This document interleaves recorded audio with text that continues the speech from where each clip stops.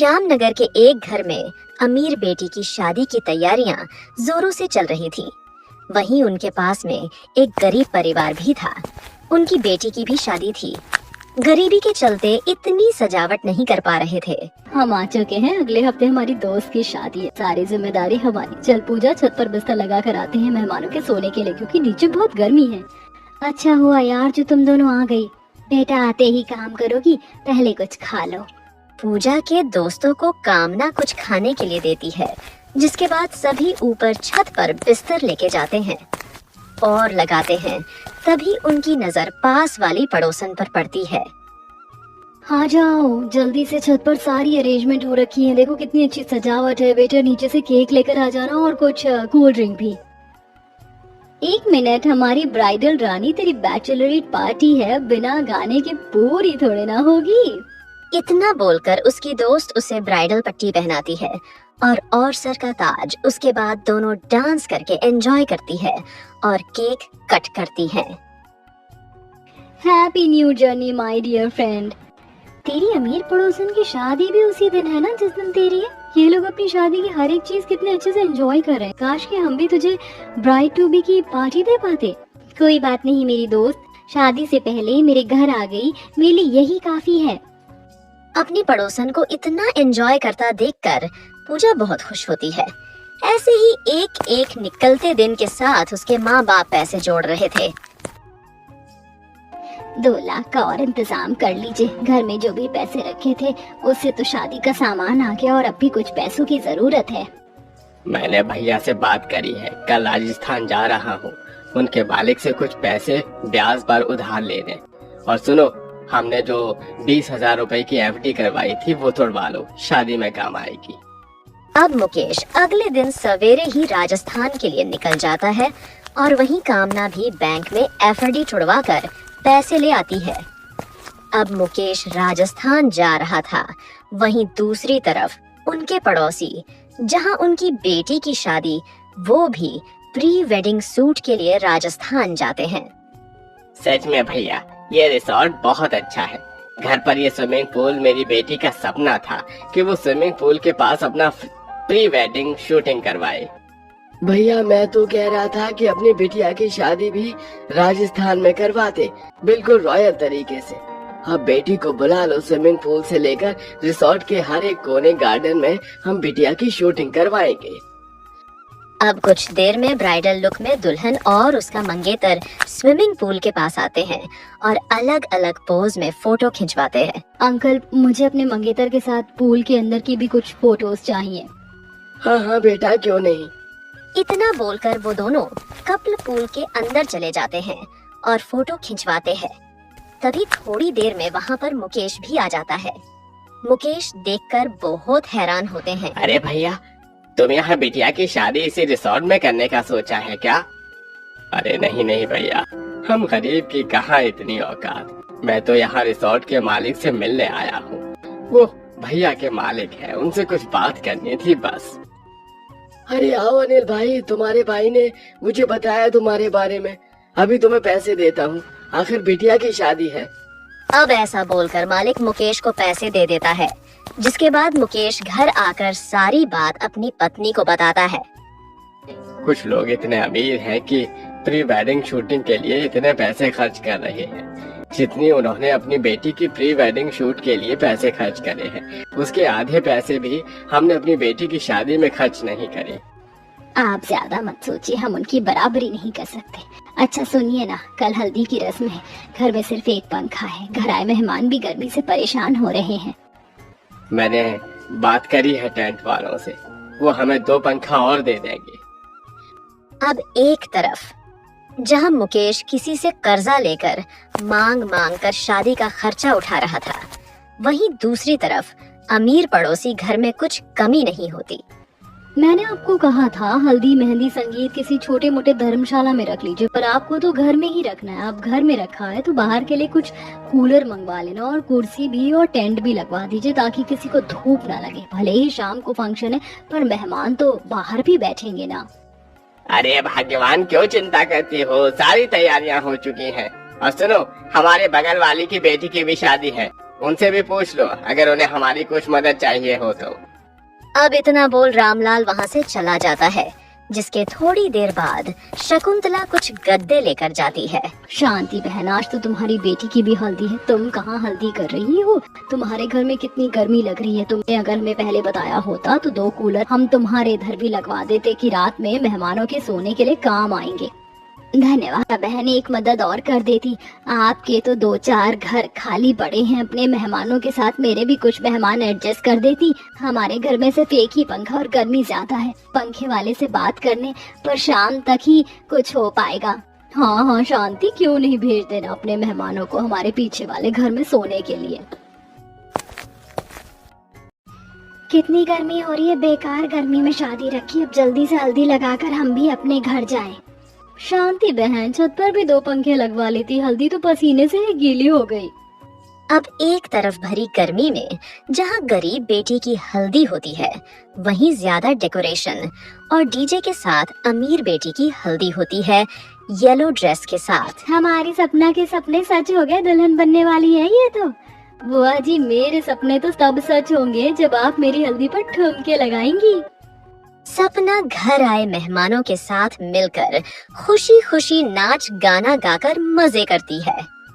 अगले दिन वही गरीब बेटी भरी गर्मी में अपने दोस्तों से मेहंदी लगवा रही होती है। तू चिंता मत कर, तेरी मेहंदी हम इतनी अच्छी लगाएंगे कि उसके सामने मेहंदी आर्टिस्ट की मेहंदी फीकी पड़ जाएगी। यार मेरा तो सारा प्लान खराब हो गया। मैंने सोचा था कि हम मेहंदी पर मेहंदी कलर के कपड़े पहनेंगे और मेहंदी एंजॉय करेंगे। पूजा बेचारी गर्मी में ही अपनी मेहंदी लगवाती है, तो वहीं दूसरी तरफ अमीर दुल्हन अपने परिवार के साथ मेहंदी लगवाकर डांस करती है। अरे बेटा, अब तुम सब एंजॉय करो, अब मैं थक गई हूँ। गर्मी इतनी लग रही है कि कूलर की हवा भी काम नहीं कर रही है। इतना बोलकर शकुंतला वहाँ से चली जाती है। अब सब मजे करते हैं। अगले दिन सवेरे संगीत का दिन आ जाता है, तो सभी लोग अमीर घर में डीजे पर डांस करते हैं, और वहीं दूसरी तरफ उस गरीब घर साधारण तरीके से कुछ औरतें ढोल नगाड़ों से संगीत करती हैं। बहन, थोड़ा सा ठुमका लगा ले, तुम्हारी बेटी की शादी है। गांव की औरतों के कहने पर वो गरीब माँ ठुमके लगाती हैं। अब देखते ही देखते अगले दिन शादी का दिन आ जाता है, जहां बड़े घर में महंगे और ज्यादा खाने के साथ अमीर दुल्हन की शादी होती है, तो वहीं दूसरी तरफ कम खाने और कड़कती धूप में गरीब बेटी की शादी होती है। और अब अगले दिन गर्मी में पूजा की विदाई होती है, तो रोते हुए अपने माँ बाप से कहती है, माँ तुम्हारी बहुत याद आएगी। बेटा रोना बंद कर दो, ऐसे इतनी गर्मी है और तुम कब से धूप में ही खड़ी होकर रो रही हो, ऐसे तुम्हारी तबीयत खराब हो जाएगी। बहन, तुम भी अपनी बेटी के साथ छांव में बैठ जाओ जब तक तांगा नहीं आ जाता। एक तरफ जहां भरी गर्मी में गरीब बेटी टांगे का इंतजार करती है, वहीं दूसरी तरफ अमीर दुल्हन गाड़ी से घर आती है और कूलर की हवा में उसे गर्मी का एहसास भी नहीं हुआ और आराम से अपनी गाड़ी की तरफ जाती है। माँ पापा, अपना ख्याल रखना, मेरे जाने के बाद लड़ाई मत करना। 2 दिन बाद मैं आप लोगों से मिलने के लिए आऊंगी। हाँ बेटा, तू भी अपना ख्याल रखना। ले, तेरी मर्सिडीज भी आ ही गई। मैं पीछे की गाड़ी में तेरे 6 बैग रख रहा हूँ, एक बैग तेरी ही गाड़ी में रखा है। आराम से जाना। दामाद जी, मेरी बेटी का ख्याल रखना। इस तरह अमीर माँ बाप अपनी बेटी को गाड़ी में बिठाकर विदा करते हैं, और वहीं दूसरी गरीब बेटी के लिए तांगा आता है, तो उसके गरीब पिता कहते हैं, निहारिका बेटा, तांगा आ गया है, तू तांगे में बैठ जा, तुझे धूप नहीं लगेगी और मैं पीछे तेरे दोनों बैग रख देता हूँ। इस प्रकार एक गरीब बाप अपनी बेटी की विदाई करता है।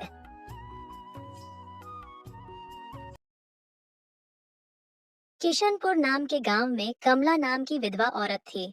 उसकी 2 बेटियां थीं, एक काली और एक गौरी।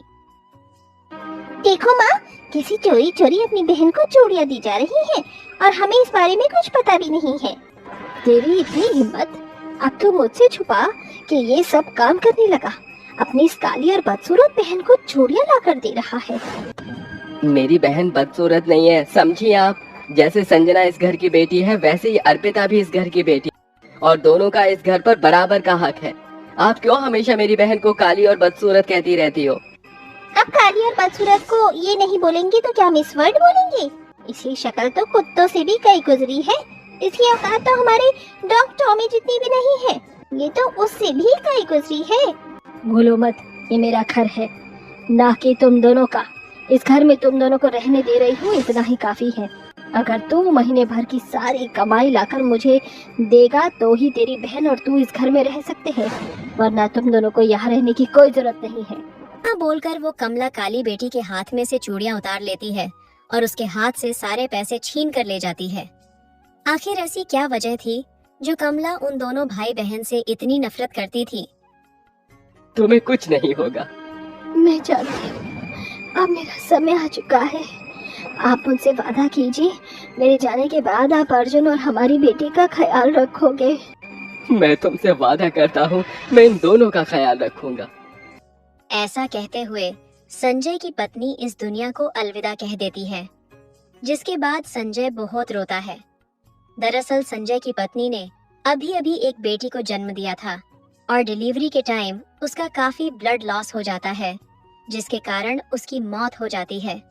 अब समय के साथ साथ अभी संजय के बच्चे छोटे थे, इसलिए उसने दूसरी शादी कर ली। पर सौतेली माँ तो सौतेली ही होती है। कुछ टाइम में संजय की दूसरी बीवी को भी एक संतान हो जाती है, जिसके बाद वो बस अपनी बेटी को ही प्यार करती, उन दोनों को बहुत मारती। बीमारी के संजय की भी मौत हो जाती है। अर्पिता देख, मैं तेरे लिए क्या लेकर आया हूँ, तेरी मनपसंद रंग की चूड़ियाँ। भैया, आप ये चूड़ियाँ क्यों ले आए? आप जानते हैं ना, जब भी आपकी सैलरी आती है तो सारे पैसे माँ ले लेती है। अगर इस बार उन्हें सैलरी में पैसे कम मिले तो वो आपको बहुत डांटेंगी। ऐसा नहीं होगा, इस बार मैंने ओवर टाइम किया था और ओवर टाइम के पैसे से ही मैं तुम्हारे लिए ये चूड़ियाँ लेकर आया हूँ। जल्दी से पहन के बताओ ये चूड़ियाँ कैसी हैं? वो दोनों ऐसे बातें कर ही रहे थे कि इतने में दोनों सौतेली माँ बेटी अंदर से आती हैं। देखो माँ, किसी चोरी चोरी अपनी बहन को चूड़ियाँ दी जा रही है और हमें इस बारे में कुछ पता भी नहीं है। तेरी इतनी हिम्मत, अब तो मुझसे छुपा कि ये सब काम करने लगा। अपनी इस काली और बदसूरत बहन को चूड़ियाँ ला कर दे रहा है।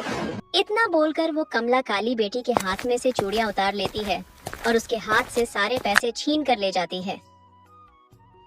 अरे बहन जी, जैसे आपने कहा था कि संजना बिटिया के लिए एक अमीर घर का रिश्ता देखना है और अर्पिता के लिए एक गरीब घर का, मैं ऐसे ही रिश्ते ढूंढ कर लेकर आया हूँ।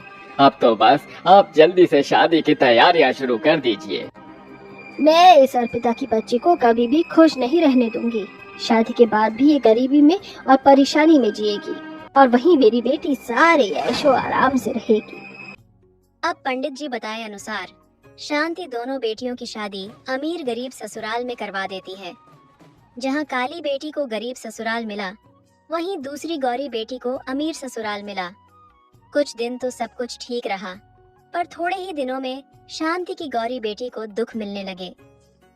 माँ जी, आज मेरी मुँह दिखाई की रस्म है, तो आज मैं मुँह दिखाई की रस्म में ये लहंगा पहनूं या ये साड़ी? इनमें से कुछ पहनने की जरूरत नहीं है। तेरी मुँह दिखाई की रस्म नहीं होगी। मैं इन बेफालतू की रस्म में पैसे नहीं बर्बाद करने वाली हूँ, समझी? एक तो तेरी माँ ने ढंग से शादी में कुछ दिया नहीं और तू है कि घर में कदम रखते ही खर्चों की बात कर रही है।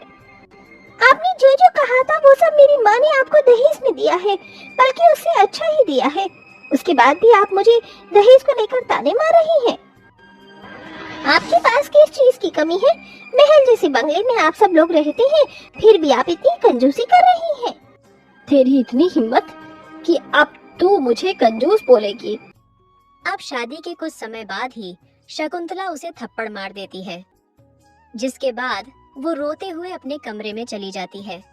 और दूसरी तरफ अर्पिता के ससुराल वाले गरीब थे, पर दिल के अमीर थे। बहू, आज तेरी मुंह दिखाई की रस्म है। ये देख, मैं तेरे लिए कितनी सुंदर साड़ी लेकर आई हूँ।